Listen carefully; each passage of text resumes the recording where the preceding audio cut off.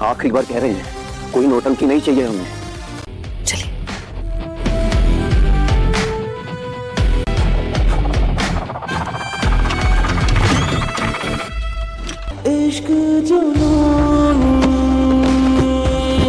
क्या गुरु और रूहानी के रिश्ते का सच शादी की रात के बजाय एक बड़े धोखे की कहानी है? क्या दादी की सख्ती सिर्फ पुरानी सोच है या फिर कोई गहरा राज छपा है? और इस सब के बीच क्या निक्की के घर हुई चोरी इस कहानी में एक नया मोड़ लाएगी? इश्क जुनूनी की ये दास्तां एक जुनूनी प्यार और उसके इर्द गिर्द बुने रहस्यों से भरी है। शुरुआत एक झगड़े से होती है जहां रूहानी गुरु के साथ बिस्तर पर सोने से इनकार करती है और गुरु इसे सीधे तौर पर रिश्तों की अस्वीकृति मानकर रूहानी को घर छोड़ने के लिए कहता है।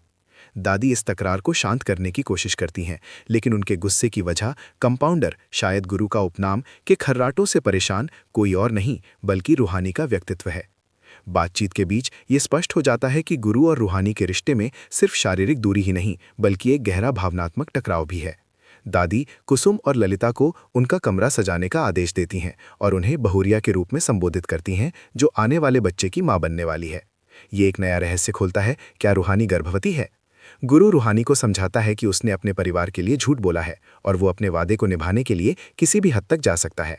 रूहानी इस वादे को एक समझौते का नाम देती है और गुरु से कहती है कि वो अपने झूठ के जाल से खुद ही निकले। ये खुलासा करता है कि गुरु का परिवार रूहानी के लिए उसकी अपनी जान से भी ज्यादा मायने रखता है।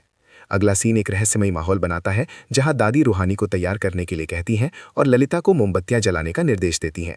ये सुहागरात की तैयारी का संकेत है, लेकिन रूहानी की असहजता दर्शकों को सोचने पर मजबूर करती है।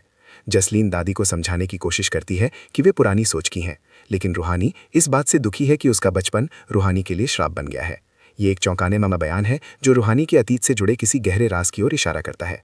गुरु रूहानी से वादा निभाने की बात करता है और कहता है कि वे कभी अलग नहीं हो सकते, क्योंकि उनका रिश्ता प्यार से नहीं बल्कि एक मजबूत वादे पर टिका है।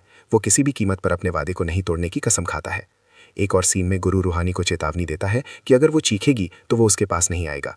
ये गुरु की मजबूरी और रूहानी की हताशा को दर्शाता है।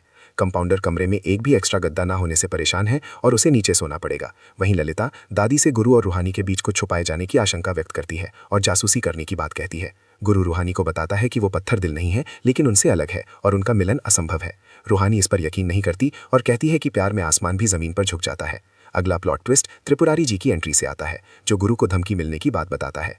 1 लाख रुपए न देने पर शूटर जीजा जी को कच्चा चिट्ठा बताने वाला है। गुरु शूटर का स्केच बनवा रहा है और त्रिपुरारी जी शेखर से हाथ मिलाकर पैसे का इंतजाम करने और गुरु रूहानी को अलग करने की योजना बनाते हैं। अगली सुबह दादी एक नई ऊर्जा के साथ रूहानी से पूजा की तैयारी के लिए कहती हैं, पर वहां मौजूद कोई और रूहानी की सुहागरात का सच सबके सामने लाने की धमकी देता है। आखिर में निक्की के घर चोरी हो जाती है और मम्मी के गहने, यहाँ तक कि शादी का कड़ा भी चोरी हो जाता है। ये घटना गुरु और रूहानी के रिश्ते के रहस्य को और गहरा कर देती है और ये सवाल खड़ा करती है कि क्या ये चोरी किसी बड़ी साजिश का हिस्सा है। इश्क जुनूनी अपने हर एपिसोड के साथ दर्शकों को चौंकाने और अनुमान लगाने पर मजबूर कर रहा है। ये कहानी प्यार, धोखे और छिपे रहस्यों का एक अनूठा मिश्रण है, जो निश्चित रूप से दंगल टीवी पर दर्शकों को बांधे रखेगा।